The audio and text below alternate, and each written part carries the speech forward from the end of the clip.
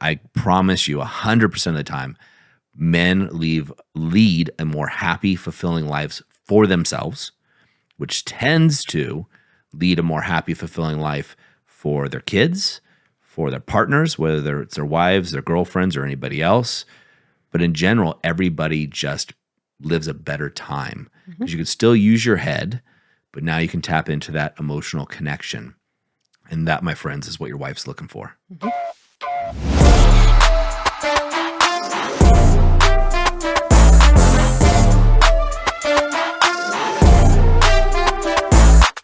Hey guys, welcome back to another episode of the TPM Show. Once again, we are graced with my beautiful wife, Erin Holt.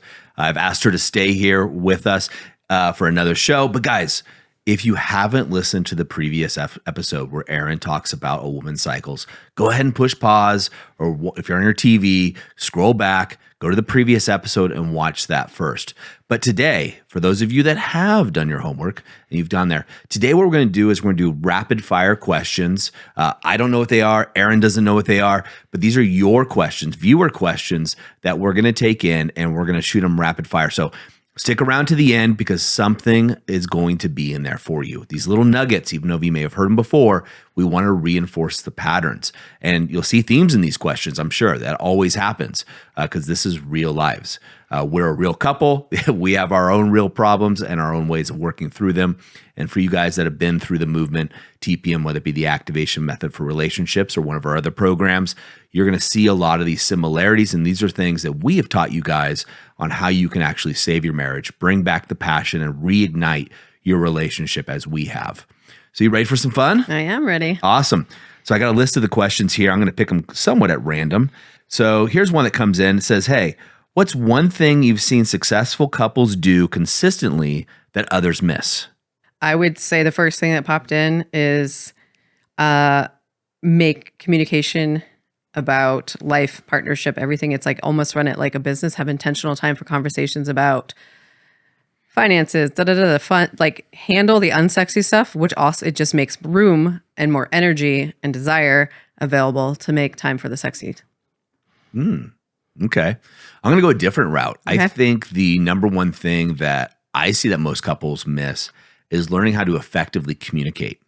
Part of that is listening, and part of that is and mostly it's the guys allowing their partner to feel safe, feel seen, heard, and desired. We teach a methodology we call the hidden motives technique, which you're familiar with. But I think, at least for us, that's turned arguments that would have lasted 2 weeks in the past, because we're both pretty independent, strong-willed people, to that turn around in 20, 30 seconds if handled properly. And then when we go out and we're with other couples, I see them doing that ineffectively very often. And that just spirals, right? Then you have that disconnect that comes in, or it becomes a joke and one person tries to one up the other and it just doesn't seem to work out. Actually, piggybacking off of what you're saying, and I teach this a lot. Speaking of master classes, I did a master class on just some of the differences between masculine communication and feminine communication, having a deep understanding how we're different. We're more different than the same. And also teaching women this, because a lot of this is maybe a little bit off topic, but it comes back around. A lot of women have been masculinized for many reasons. I don't want to get into the reasons, but it doesn't matter. But I know women are starving for femininity and understanding how powerful it is and how men are starving for it. And so I just like teaching differences between how to communicate from feminine communication versus masculine communication is really different. And It is. The learning some of that it can produce great results as far as like more connection and devotion and trust and love and safety. 100%. Yeah, men are dying for their women to be feminine. And for themselves to be able to step into their masculinity. I read you that communication before we hit record that one of the guys had sent to me that he was going to send to his partner. And again, that was more, hey, I see you. I think this is what might be going on, and going in through a version of what we call the hidden motives so that she could feel safe, feel seen and understood, so they could have a conversation that matters. Great points. Good questions, guys. I love that these guys are coming in. And guys, for those of you who are wondering, hey, how do I submit a question to the TPM show? One, if you're in the movement, you're in our private community, just go ahead and put a question out there, tag me, let me know that you want Erin and I to answer this on a future podcast. If you're not in the movement, hey, look, we're still here to serve you. This is why we're rolling on over 900 podcast episodes, I think, coming up soon. I've lost track. We've done a lot of information here. We do have a free Facebook group. So if you're a business owner, you're a man, you're looking for those tools, and even if you're not, come over to that Facebook group, tag me in there as well, and we'll clean that up and we'll add it to the list. So here's another one. I'm just going to read it out loud. Hopefully it's a good one. It says, hey, Doug, what role does vulnerability play in a strong marriage, and how can I personally express my vulnerability to my wife without feeling weak? That's a question I get a lot for guys because, right, if I show you that I'm vulnerable, if I show you the skeletons in the closet or my emotions, you're naturally going to think that I'm weaker and I got to pretend to be strong all the time. This is something I've been deeply studying the last year and have learned a lot about, and it just opened my eyes a lot. And so when I first kind of learned this, I was like, oh, that's super interesting. And then when I actually started paying more attention, it's true. So women, our world is run by our feelings, and like it's like a right here for us. Men, like your feelings and emotions are super important, just as important. And to polarize a relationship between a man and a woman, what depolarizes it is you, like a man coming and dumping on the women, like, oh my gosh, work is so hard. This is the worst. I can't figure out Steve. Steve does this, and I don't know how to manage this. Yeah, Steve's right? always a And problem. just like, and the Ruth's doing this, and kind of dumping on us. What it does is automatically we fall into like a mothering role, and then also kind of a masculine role at the same time, trying to help you solve it. I thought I wanted that from Doug, but I don't. What I need for Doug to do is he needs a place to land that's safe, where he can talk to other men that are going to expect the best out of him, not the man that's like, hey, let's just go shots and drink a six-pack. Problem solved. Right? That's how that guy talks. Yeah, that is how he talks. His name's Frank. But somebody like it's going to hold Doug to his highest good. But it's a place that Doug can go and be vulnerable and be like, kind of a mess, and be like, I don't know how to solve this problem. This is really challenging. This is dragging me down. It's stressing me out, blah, blah, blah. What we as women want and need from our men, we need your vulnerability, but from a place of masculine leadership where it's like you've sort of worked through this thing and be like, hey, I've had a challenging situation with my father or whatever. I'm just making this up. And I've been, talking to this therapist and really worked through some of this stuff. And I realized like this has had a big impact on me. And I've done a lot of work around to heal this wound. And I know it's had an impact on you. And I want to apologize. And this is how I'm moving forward. Totally different. He's in ownership. He's in responsibility for his emotions himself. And he's bringing forth like he's leading himself. So he's able to bring in masculine leadership into the relationship. But he also is responsible for finding a men's group like TPM or a therapist or a solid, sometimes friends aren't the best, but like a solid place he can go for support and guidance to grow and bring that growth back into his marriage and his woman, his partnership, whatever. Yeah, I think there's so many great things there, right? And I'm going to break them down and add to them if I can. Okay. One, yes, you used to talk about how you wanted me to share my emotions and things more. And the truth is, there's a difference there. And I'm going to describe what that difference is in my own terms of what I think it is. But iron sharpens iron, and men need to be around strong men. And so, would I go share this stuff with the group, some of the group of dads that, as we talk about this, I end up hanging out with the dads of the kids that are the same age as my kids. Mm-hmm. Does that make sense? And so we hang out with their parents. And so I end up talking to the guys. I wouldn't share it with them per se. Mm-hmm. So you need to find a group of men, I think men, that you can share these deep things with that are strong men. So what I mean by strong men isn't physically strong. It's what we call the powerful man. It's inner power. They're going to accept you.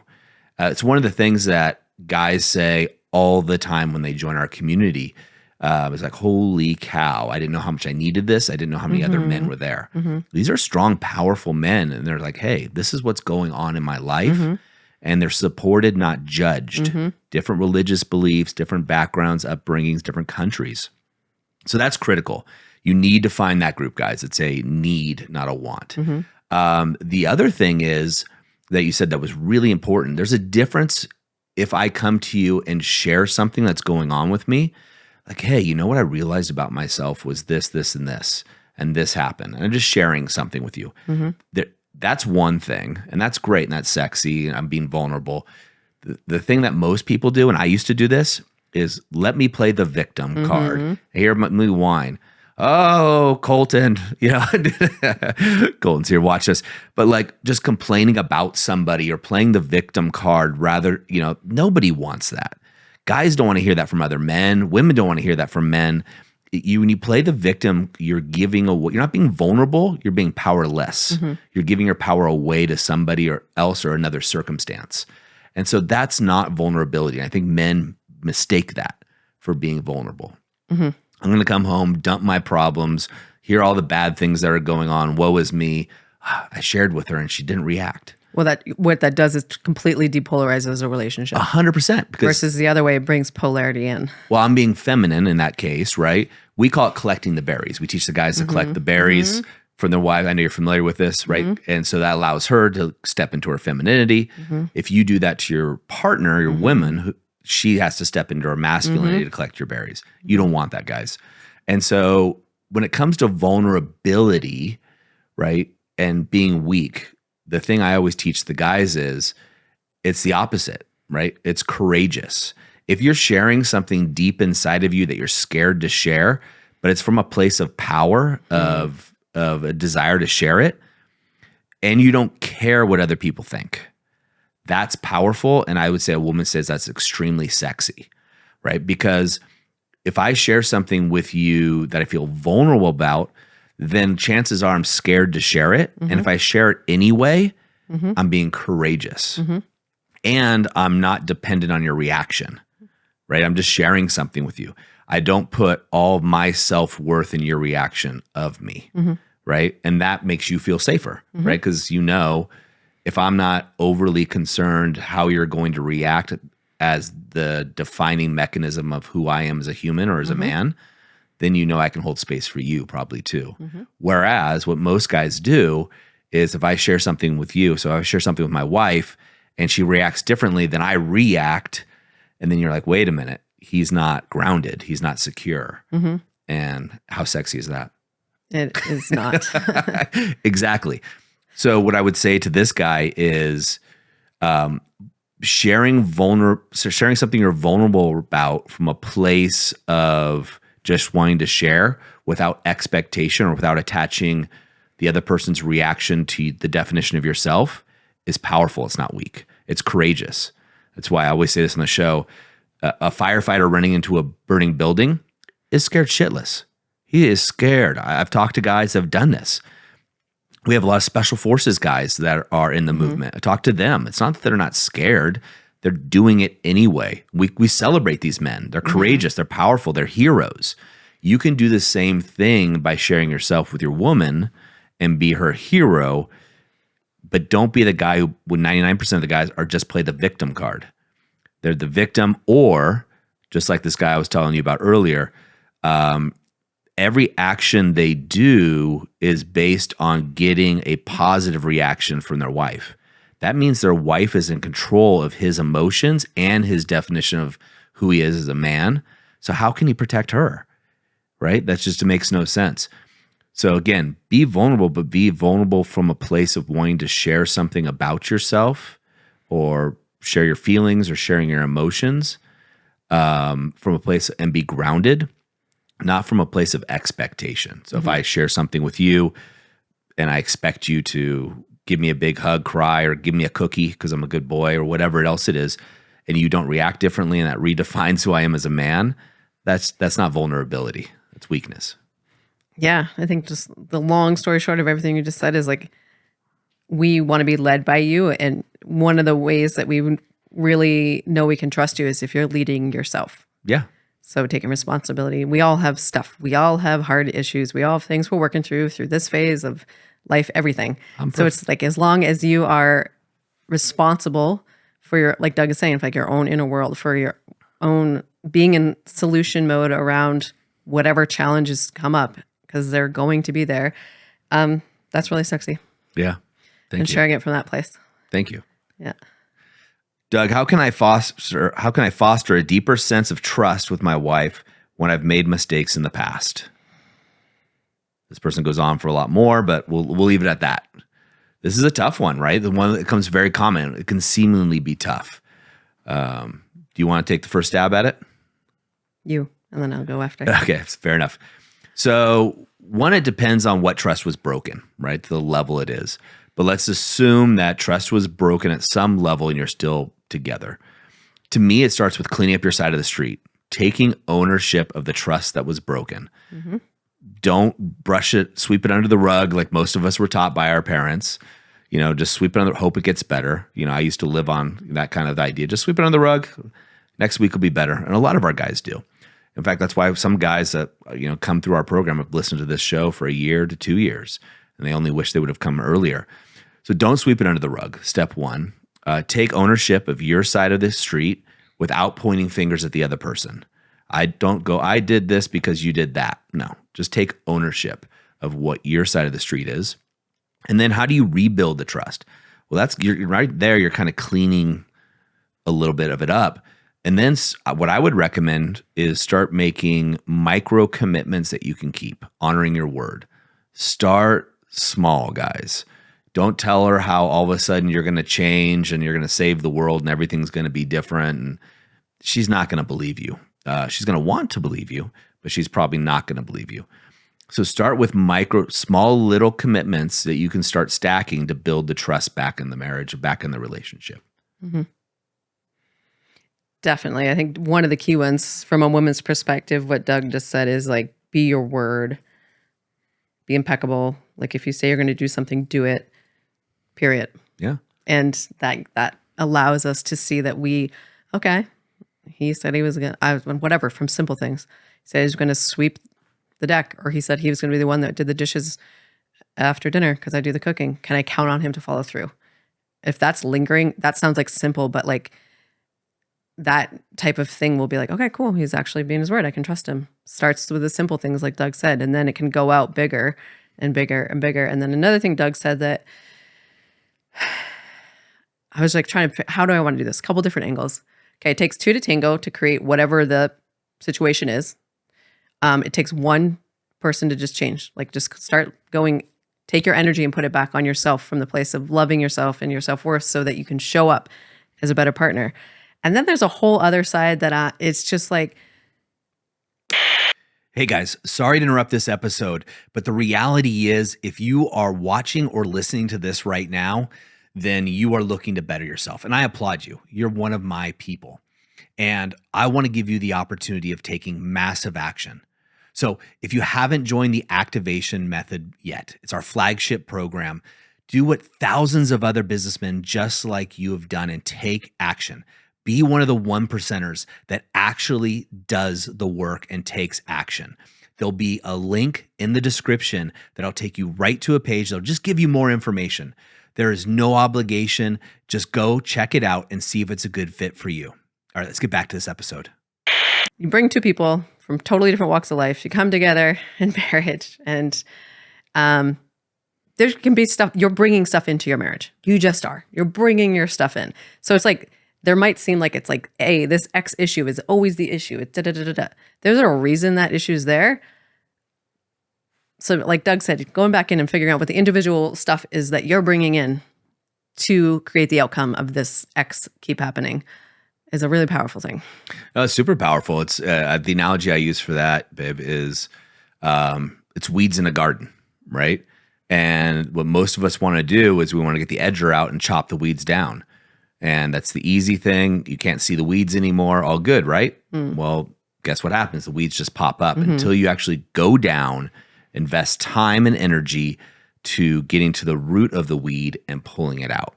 It's just going to manifest or show up or whatever word you want to use again and again. Now, it might show up in a different way, might show up in a different relationship. It will show up. It will show up again, right? Just like weeds in a garden. And, what we teach the guys is to go in and look at the root. I do a whole masterclass on unconscious commitments, which I know you're familiar with, and a bunch of other things that allow the guys to go deep and pull out those roots.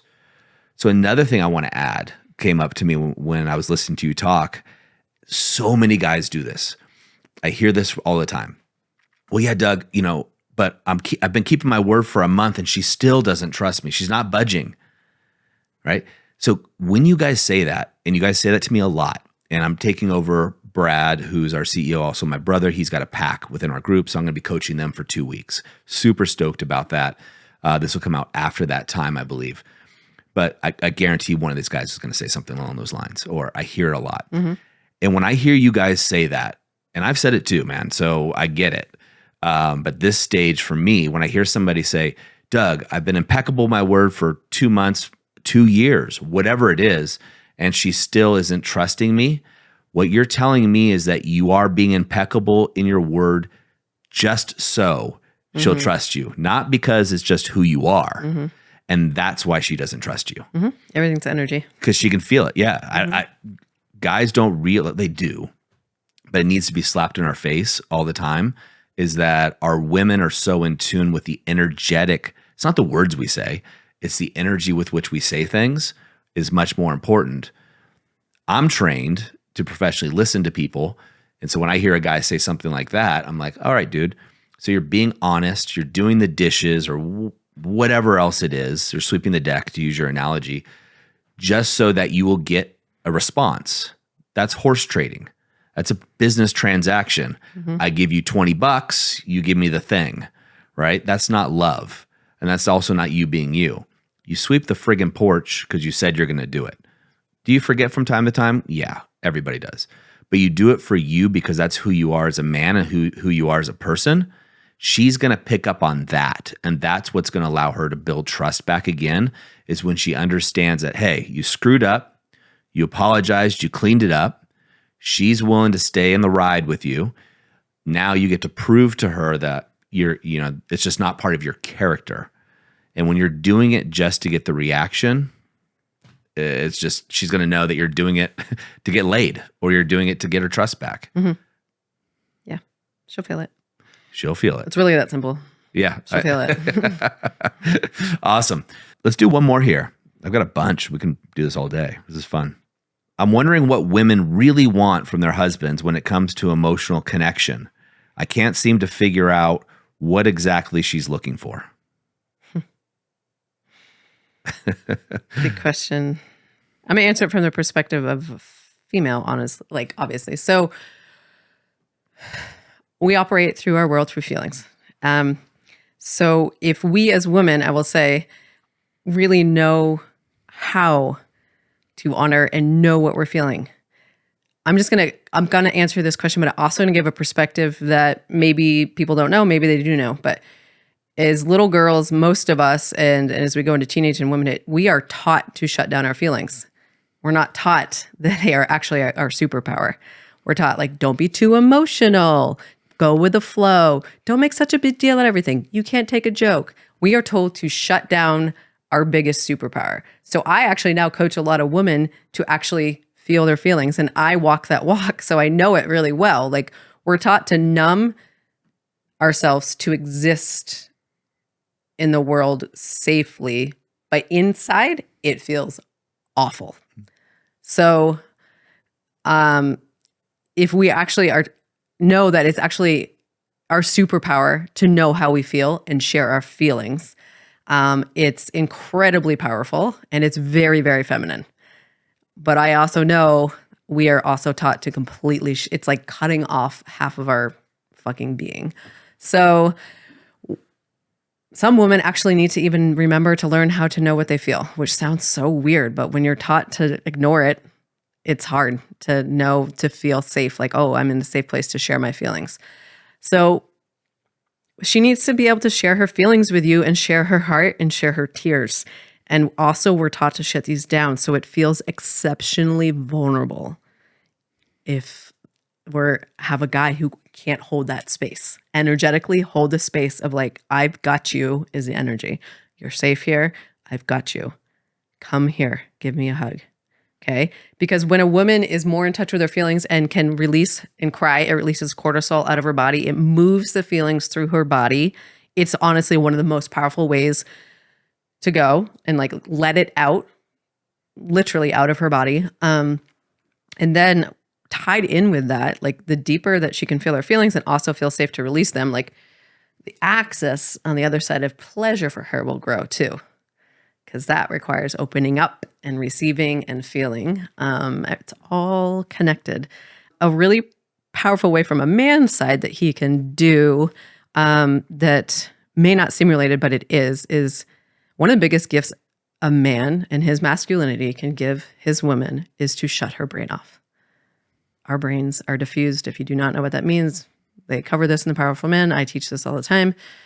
But by taking the lead, tell her what to wear. Wear that purple dress. I love that on you. We're going. Plan the date. Pick her up. Even if you're at, like, I don't drive her. Plan the vacation. Like, lead her. Like, in the morning, come over here. Sit next to me. I poured you a cup of coffee. Tell me what's going on.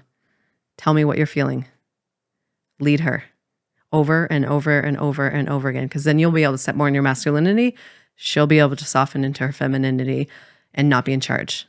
I can speak for myself and many, many, many women I know that are just culturally the way, whatever, we've been masculized. We are done being in charge. We are so sick of being in charge. We're capable.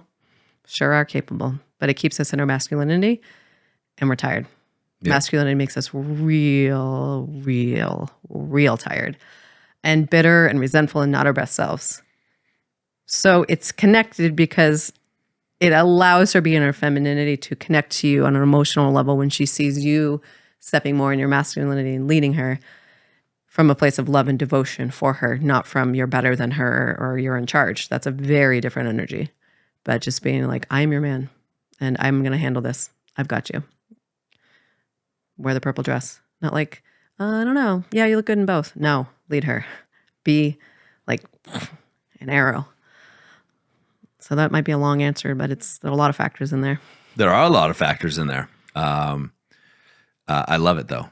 And those are great points. I'm going to say, get your ass to an alpha reset. There you go. That too. And it may sound self-serving and it's not. Well, it is in the sense that I want to help more men, but it's not. Like I talk to guys about, like, if a guy goes to an alpha reset, my life doesn't change at all, but his life, I guarantee will. Mm-hmm. And the life of his kids and his family. It's that big. So for those that don't know, maybe found us for their first time, the Alpha Reset is our flagship transformational in-person event we do at the TPM Ranch. We have a 106-acre ranch. It's majestic. It's beautiful. And that's where change happens in a very rapid period of time. Well, you've seen the guys. So sometimes I bring my wife and then my kids to the end of an alpha reset. Those guys are just open, right? And they say the longest distance a man will ever travel is from his head to his heart. And for me, figuring that out was really a challenge because TPM wasn't around. There wasn't an alpha reset. And I was like, what the heck do you mean get into your heart more? This is BS. I said a lot more keywords, guys. I was in the truck by myself and I drove halfway to cross country one time trying to figure this thing out. So many journeys. And I can tell you what I told you this morning, is, hey, we're disconnected. Let's connect. And you just melted into me when I told you. I just called out what we both knew. Right. And so for this guy of my wife wants to be more emotionally connected. It's a feeling. It's not a doing. And that's the hardest thing for us guys to get. It's not a doing. It's not like I go, okay, Erin and I aren't connected. Let me go ahead and take out the trash, sweep, or whatever, push these buttons. It's not. The doing part is calling it out. That's the first step of like, hey, I'm feeling like we're not as connected as we could be, right? And your wife, if you feel it, guys, she definitely feels it, right? And so how do you get back into it? The first thing to do, in my opinion, is call it out. If you notice it, call it out and then pull her, to your point, pull her in and let her know that you want to be connected. You want to be with her on this journey. And for whatever reason, to your point in the previous podcast, could be part of her cycles, could be something else is going on, could be the kids are doing this or whatever. There's a million other things, reasons you guys could not be connected and might not have anything to do with you. But calling it out lets her know that you're in tune with her at least, and you're calling out the elephant in the room because she obviously knows it. Now, if you can't figure out if you're connected or not, get your ass to an alpha reset. Do not pass go. Do not collect $200. Get there as soon as possible, guys. We have a waiting list. I get it. We're doing our best to serve as many men as we can. It is a small group of men that get to come to this.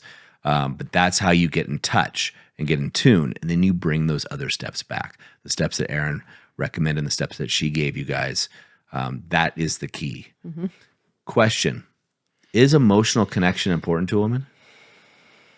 It's like the most important thing. One more time. What is it? It's the most important thing. Guys, do not listen to her. It is your emotional talking about it. I can see it in your eyes. I can feel it from you. It is the most important thing. Guys, you get to figure this out. You do not have to be her everything and her everything for her emotional connection at all. That is not your role, your responsibility, but just be in tune, right? This is the woman you love. Be in tune with what's going on and what's coming up with her so that you can be there to support her along her journey. She's a powerful woman too. None of our guys marry weak women. They don't. Powerful men marry powerful women. And you married your wife and you want to give her the best. And she wants to give you the best. And some of you guys have just lost track of each other. And so this is a great way of coming full circle back together.